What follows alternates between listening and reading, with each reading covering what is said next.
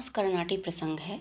ये हमारे हिंदी साहित्य में हर विश्वविद्यालय में जहाँ पर ये हिंदी साहित्य पढ़ाया जाता है किसी न किसी रूप में उपलब्ध रहता है।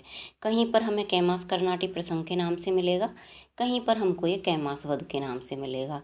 तो ये मैं बता दूं कि हजारी प्रसाद द्विवेदी जी द्वारा जो संपादित संक्षिप्त पृथ्वीराज रासो है उसमें ये कैमास कर्नाटी प्रसंग है, और जो माता प्रसाद गुप्त जी द्वारा संपादित पृथ्वीराज रासो है उसमें ये कैमास वध के नाम से मिलता है। तो पद्य तो हमने अपलोड कर दिए हैं, पद्य का जितना भी भाग है वो अपलोड कर चुकी हूँ। बाकी अब ये जो हमारा क्वेश्चन आंसर फॉर्म है, तो बाकी का हमें क्वेश्चन आंसर फॉर्म में ही करना पड़ता है कि कौन कितने क्वेश्चन बन पाएंगे हमारे इस चैप्टर में। तो 4 यूनिट हैं, उनमें से 1 यूनिट कैमास कर्नाटी प्रसंग है हमारा। तो शुरू करते हैं। क्वेश्चन इसमें है कि कैमास कर्नाटी प्रसंग की पूर्व पीठिका को स्पष्ट करते हुए कथावृत्त का वर्णन करो। तो पूर्व पीठिका का तात्पर्य है कि पृष्ठभूमि क्या थी। कैमास कर्नाटी जो प्रसंग है इसकी पृष्ठभूमि में क्या था, क्या हुआ था जिसके कारण कि ये इतना प्रसिद्ध हो गया या इस प्रसंग का नाम आया। और दूसरा क्वेश्चन इसमें यह भी बनता है, संक्षिप्त पृथ्वीराज रासों में आए कैमास कर्नाटी प्रसंग व अन्य रासो ग्रंथ में आए कैमास वध में क्या अंतर है, स्पष्ट कीजिए, अर्थात तुलनात्मक समीक्षा कीजिए।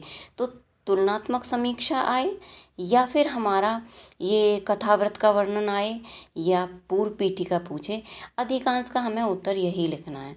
आचार्य हजारी प्रसाद द्विवेदी जी द्वारा संपादित संक्षिप्त पृथ्वीराज रासों में उन्होंने कैमास कर्नाटी नामक प्रसंग को स्थान दिया है, जबकि माता प्रसाद गुप्त जी द्वारा संपादित पृथ्वीराज रासों में उन्होंने कैमास वध के नाम से इस अध्याय को स्थान दिया है। डॉक्टर द्विवेदी जी ने अपने संस्करण में कैमास कर्नाटी प्रसंग को अत्यधिक संक्षिप्त किया है। उन्होंने सिर्फ 5.5 पेज में, मतलब 5 पृष्ठ और हाफ पृष्ठ इतने में इसको कंप्लीट कर दिया, जबकि माता प्रसाद गुप्त जी ने कैमास वध प्रसंग को विस्तृत रूप से किया है।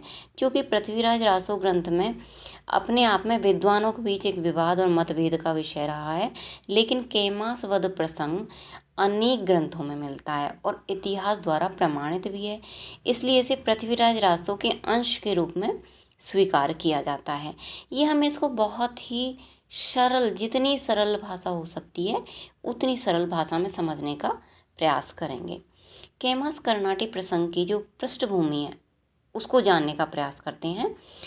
तो उसके लिए हमें इसका कथानक भी पता होना चाहिए। तो इसके माध्यम से आपको मैंने सबसे पहले ये क्वेश्चन इसीलिए लिया है कि आपको इसमें कथानक भी पता चल जाएगा और इससे पूर्व का जो पृष्ठभूमि है इसकी उसका भी पता चलेगा।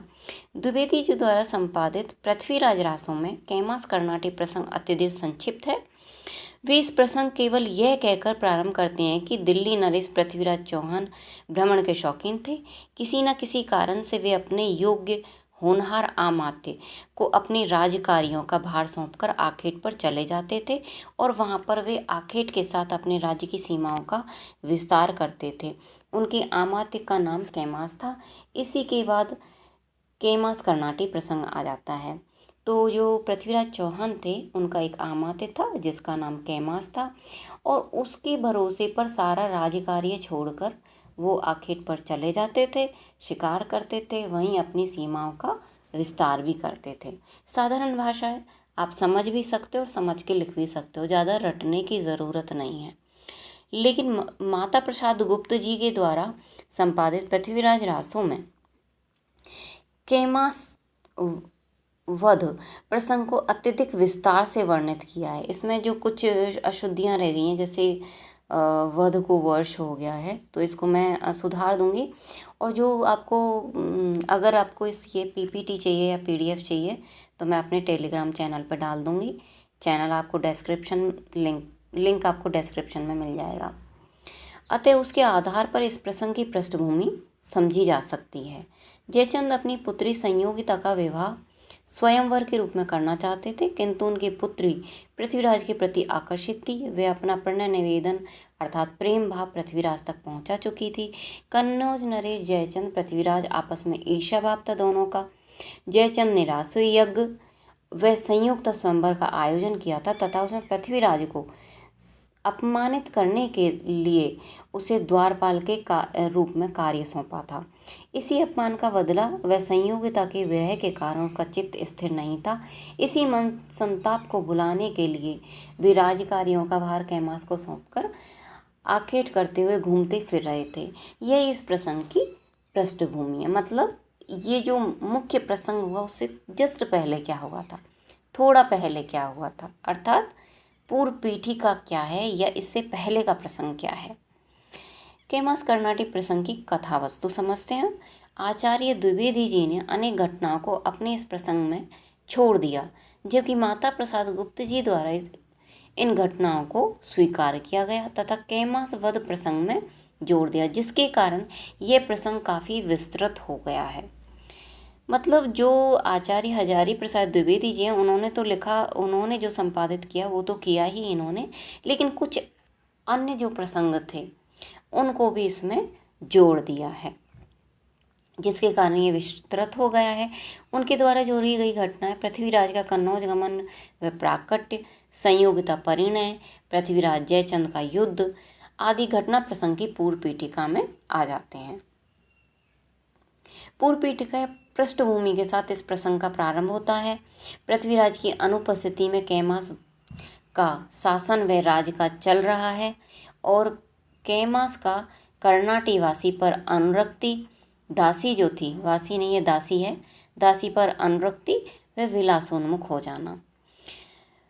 पृथ्वीराज स्वयं को आखेट में व्यस्त कर अपने मन को शांत कर रहे थे। इधर राज सत्ता के मद में कैमास पदच्युत या कर्तव्य पद से च्युत होकर कर्णाटी दासी के मुंह पास में फंस गया था।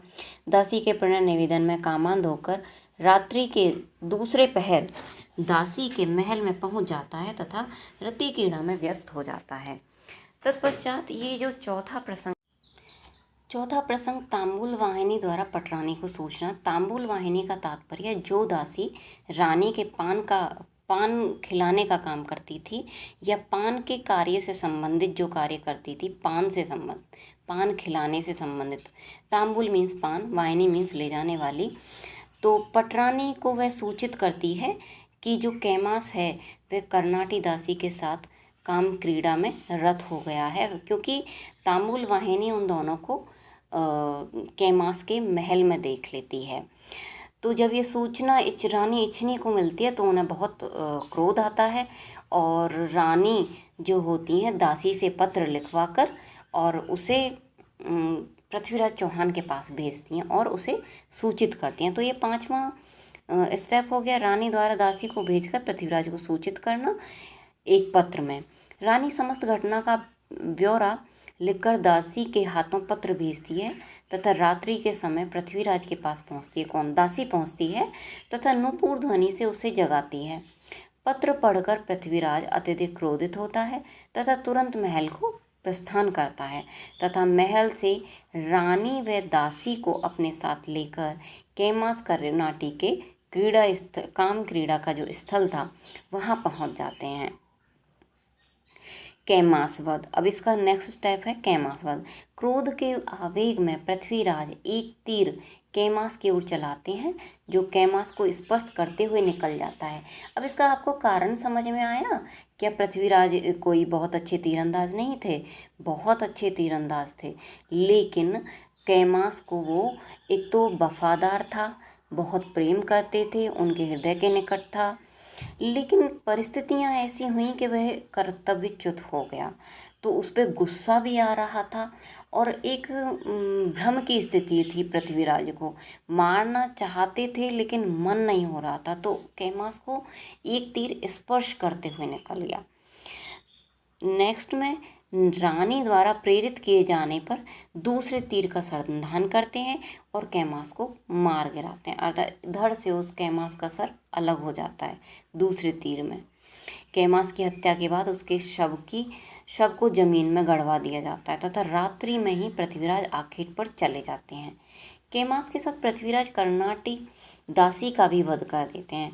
अन्य रासो ग्रंथों में आया अतिरिक्त घटनाक्रम कि ये जो यहाँ तक जो घटनाक्रम है कि कैमास और कर्णाटी दोनों का वध कर देते हैं, उसके बाद अन्य जो घटनाक्रम है वो हमारे संक्षिप्त पृथ्वीराज रासों में नहीं है, जो कि हजारी प्रसाद द्विवेदी जी द्वारा संपादित किया है।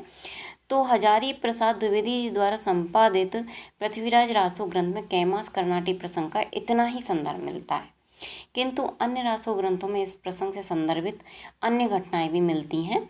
जैसे माँ सरस्वती द्वारा स्वप्न में प्रेमचंद को घटना का वर्णन, चंद के आग्रह पर प्रत्यक्ष होकर घटना का वर्णन, चंद द्वारा घटना का प्रकाशन, कैमास की स्त्री द्वारा शव मांगने आना और पृथ्वीराज द्वारा सशर्त कैमास का शव देने को तैयार होना, पृथ्वीराज का जयचंद की भूमि पर युद्ध कौशल दिखाने का संकल्प और कैमास। अब निष्कर्ष में हम कह सकते हैं कैमास कर्णाटी प्रसंग पृथ्वीराज रासो का अत्यंत महत्वपूर्ण प्रसंग है। इसमें चंद्रवरदाई ने पृथ्वीराज के कार्यकलापों, कर्तव्यपरायणता, कार्य व्यवहार, शौर्य, वीरता, प्रेम व विरहानुभूति का वर्णन किया है तथा उसे अभिव्यक्ति प्रदान की है। तो ये कैमास कर्णाटी प्रसंग की पूर्व पीठिका भी है इस प्रश्न में, और आपको इस प्रश्न में जो भी माता प्रसाद गुप्त जी और हजारी प्रसाद द्विवेदी जी का जो तुलनात्मक अध्ययन है वह भी मिल जाता है, और कैमास कर्णाटी प्रसंग की पूर्व पीठिका भी है और उसके कथानक को भी शामिल किया गया है। अगर कुछ और इंक्वायरी हो तो आप कमेंट कर सकते हैं। दूसरा, जितने भी क्वेश्चन हमारे इस जो चैप्टर है 4 यूनिट में से पहली यूनिट है ये, और इस यूनिट में करीब 5 क्वेश्चन बन रहे हैं अपने, तो हम 5 का वीडियो अपलोड करेंगे आपको, और जो PDF है वो आपको टेलीग्राम पे मिल जाएगा। चलिए, थैंक यू, धन्यवाद।